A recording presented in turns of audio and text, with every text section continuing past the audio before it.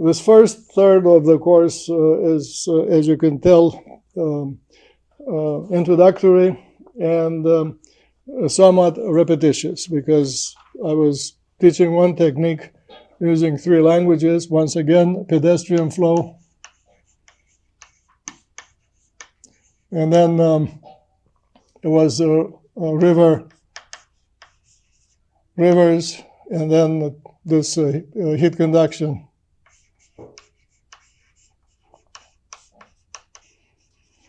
I like to joke, of course, that these are rivers of water. The very first version was rivers of people, which is human life on Earth, and this is rivers of heat. You can see the first 2, but not the most recent. Well, here in the so-called rivers of heat lies the money in the bank. If you know how to vehicle or how to configure cooling or heating, for that matter, you are well ahead of your peers. And today's lecture is a kind of a walk through these additional ahas. One is, it starts with the problem we solved the first time, which was pulling heat out of a slab that's in profile looking like this, rectangular with 2 dimensions, H and L. It has a blade of high conductivity on the center line. It produces a heat current called Q1. Q1 because I have only one of these rectangles. You'll see very soon how courageous I become when I assume the presence of more of these. And then the territory is populated by heat generation from electronics.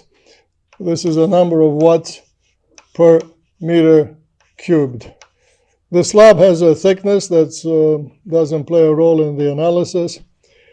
In other words, it's palpable. The blade has a thickness, meaning you have to pay money for it because it's of high conductivity, K of the path.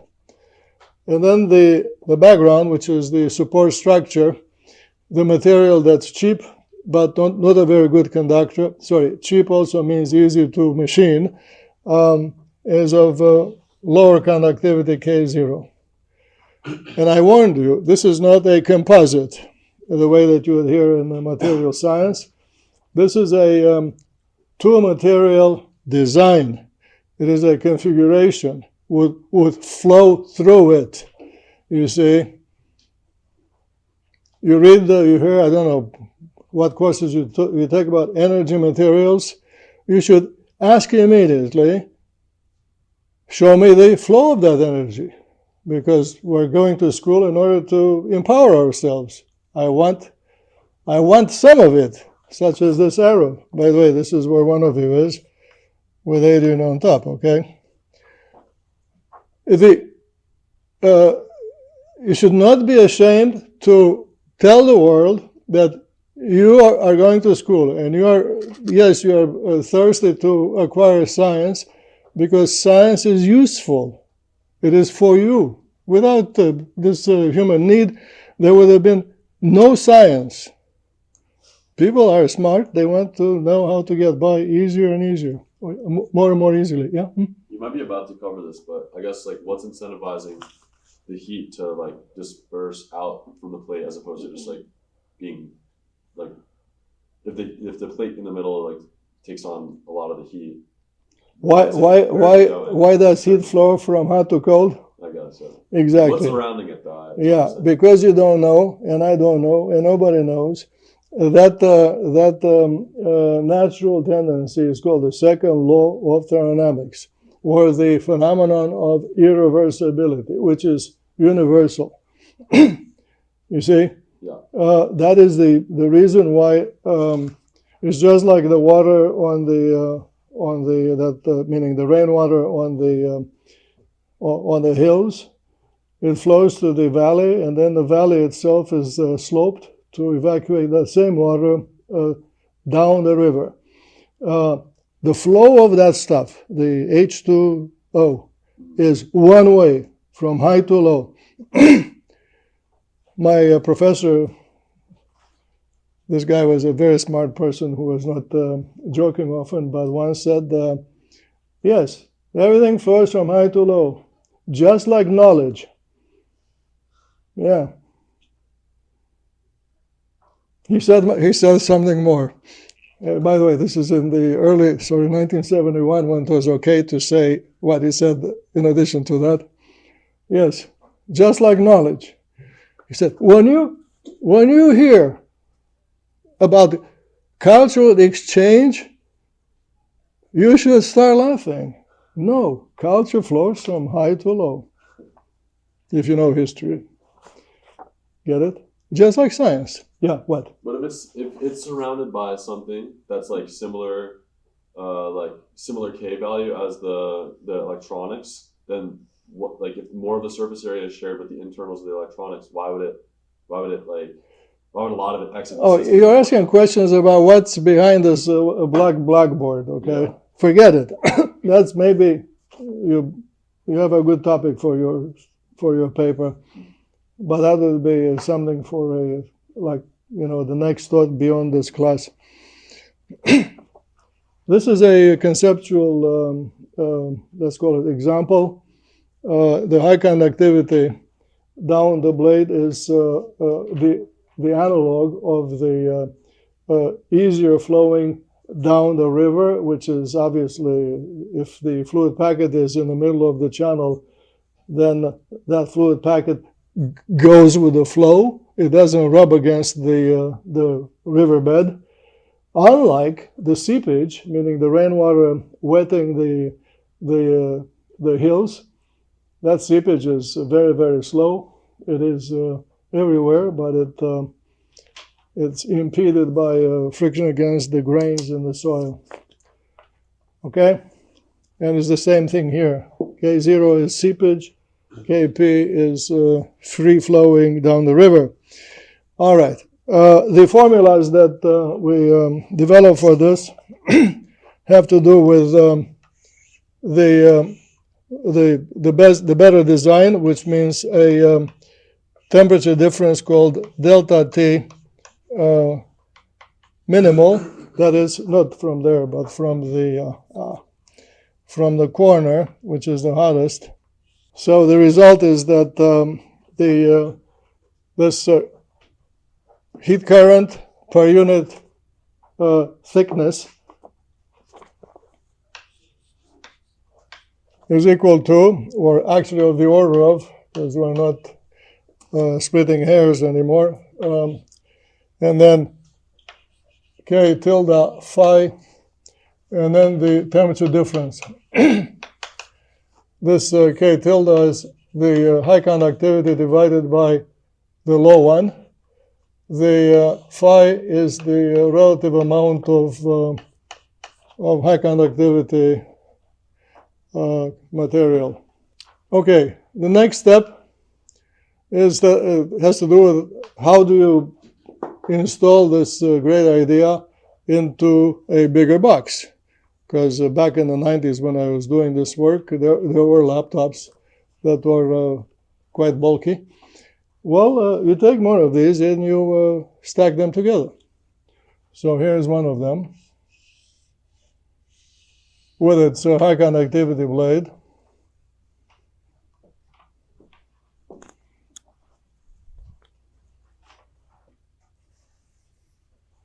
And I'll draw two more with another such blade. And then you can imagine any number of them.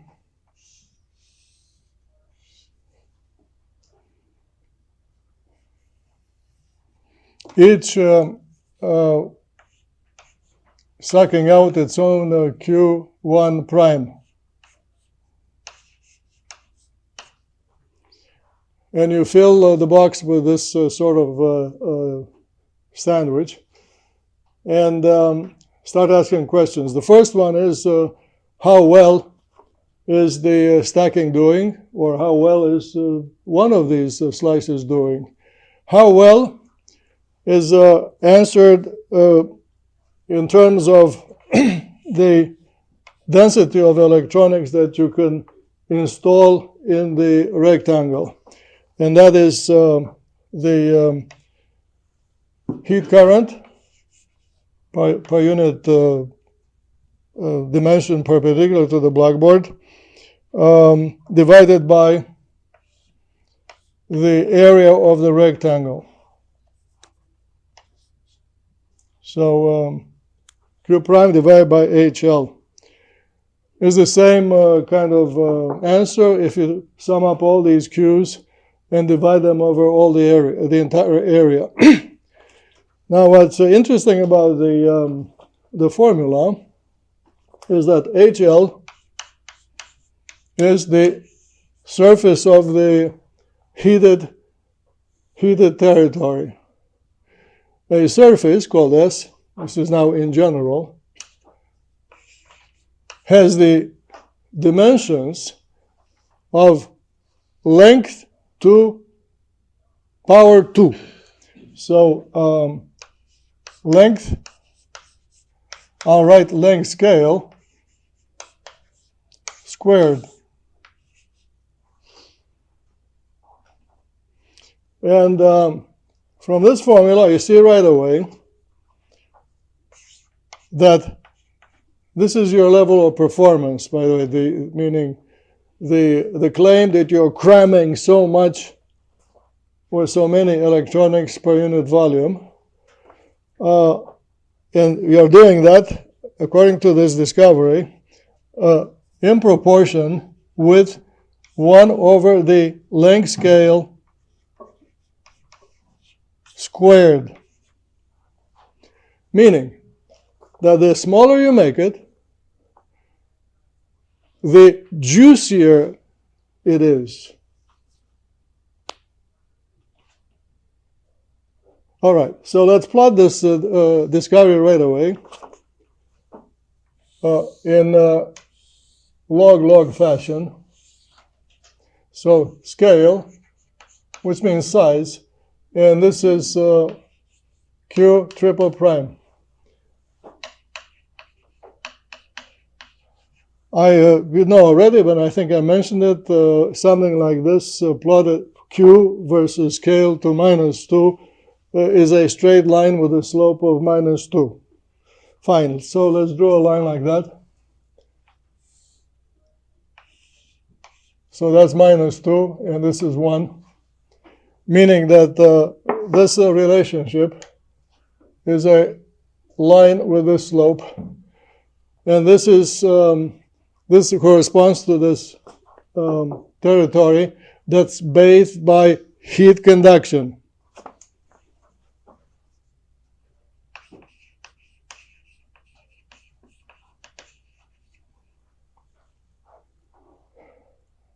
I hope you're getting goosebumps here.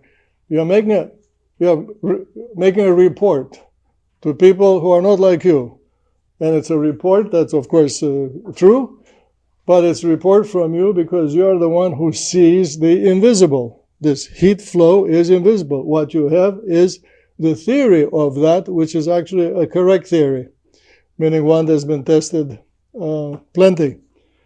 And oh, wait a second, but what does the user want?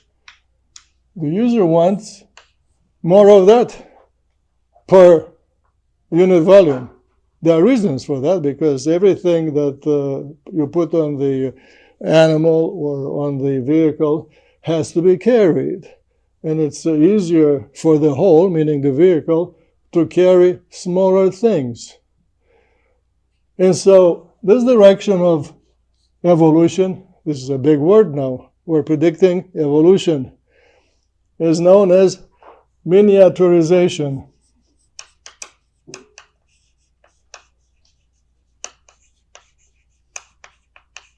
You're not looking for it, You're humbly solving a heat conduction problem, and now you discover why this phenomenon, which is all over technology, is happening. And it's happening out of the minds and hands of all sorts of people. A few of them may know what you know, but most of them don't. But you have stumbled upon the phenomenon. You discovered it. This kind of life, that of making unexpected discoveries, has a name. It's called serendipity. You've heard that name? All right, thank you. So you discover not only the phenomenon, you discover that you are one of these guys to whom serendipity happens.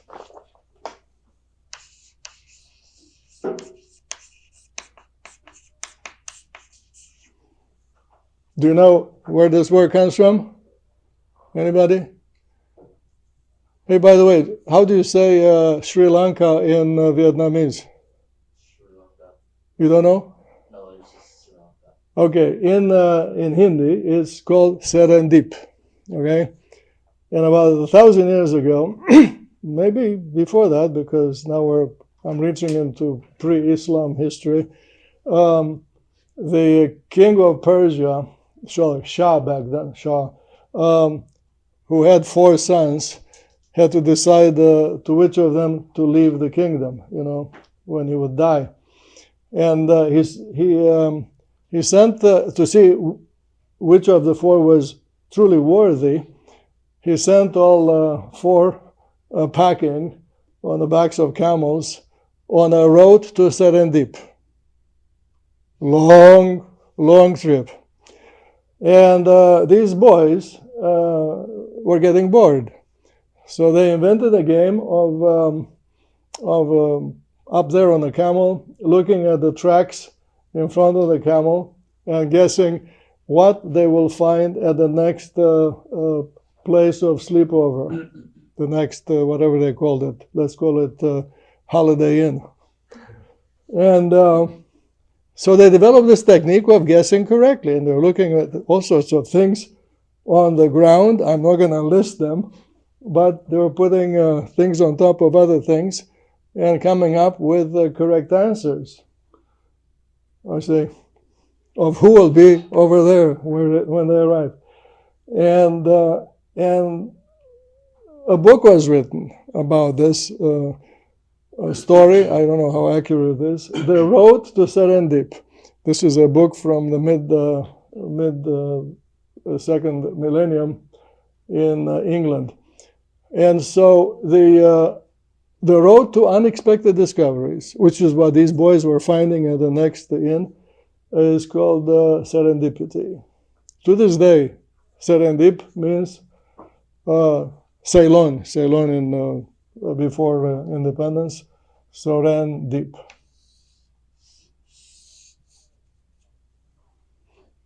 If you have friends from India, ask them how are things in Serendip.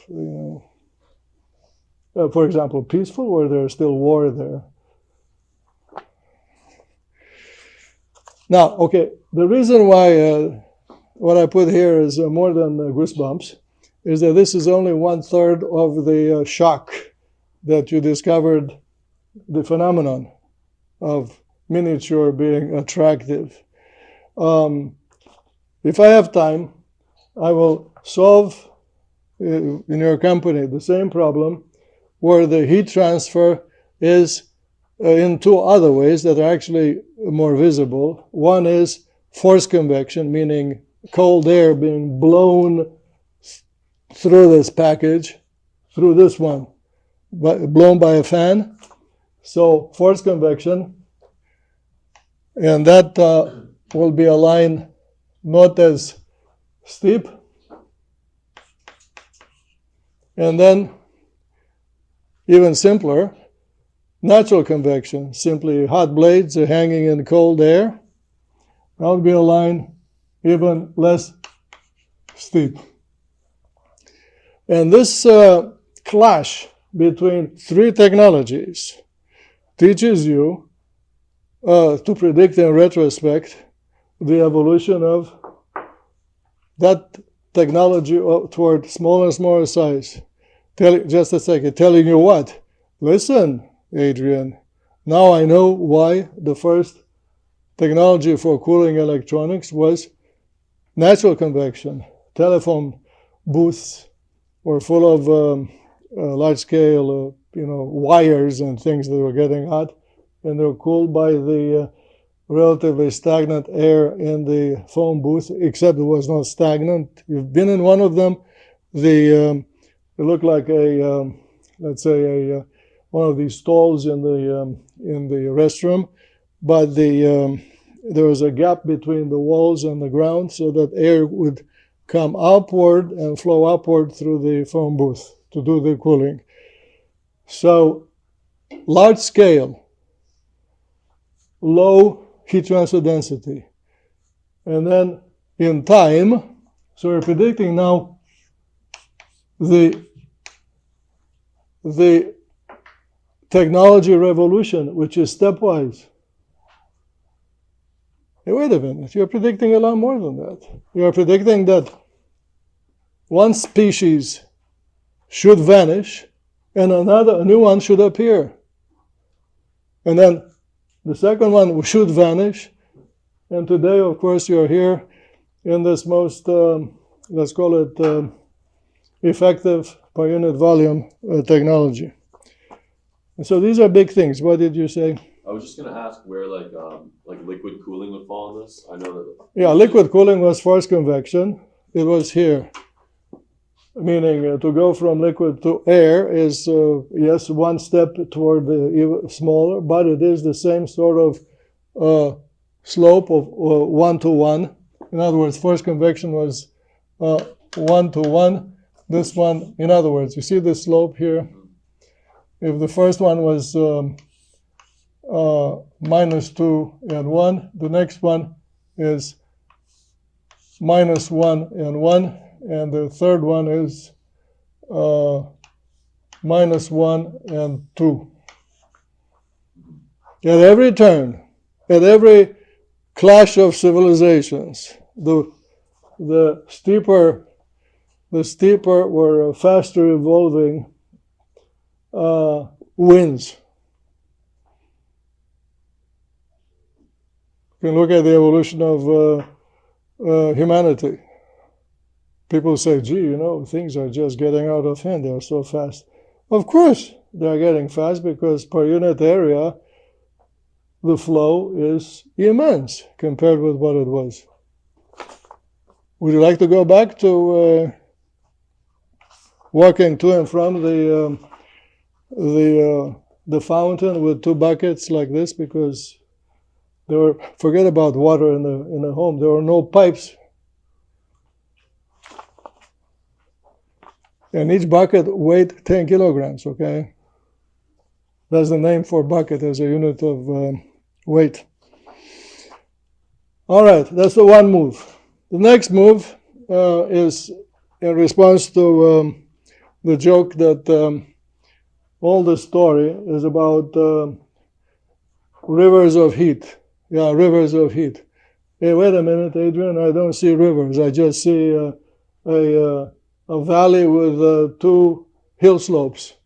The hill slopes conduct the heat this way, and the river washes all that downhill. Where is your river basin? Would be the voice of the, we call it gadfly in English, the person whose job is to contradict the speaker. Devil's advocate. Is that the word? Yeah. Thank you. Teach me, because obviously I'm a humble person. So, yeah, where is your river basin? It's already on the blackboard. Look at these things. These streams of juice have to be evacuated. Well, they would be evacuated down a thicker river. But the river has 2 hillsides. This is one, and then vis-a-vis another one.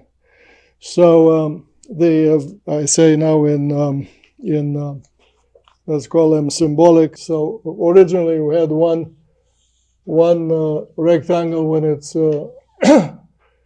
with its blade. In this next step, we have any number of these things. I'll draw a few. And then down here, it's a mirror image. And the juice produced by the blades of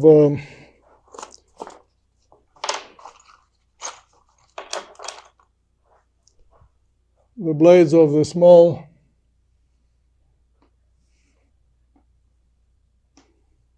would be vehicled out by a bigger blade.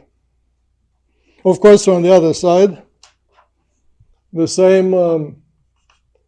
same structure, which appears square now. It doesn't have to be square, but square in this particular drawing, brings to this point its own orange arrow to create an even bigger stream here, which has to be taken out by something even bigger, because from this other side, the same story,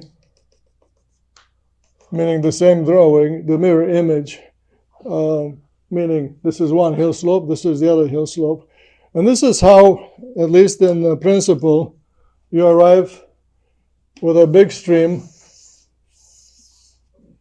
at the edge of the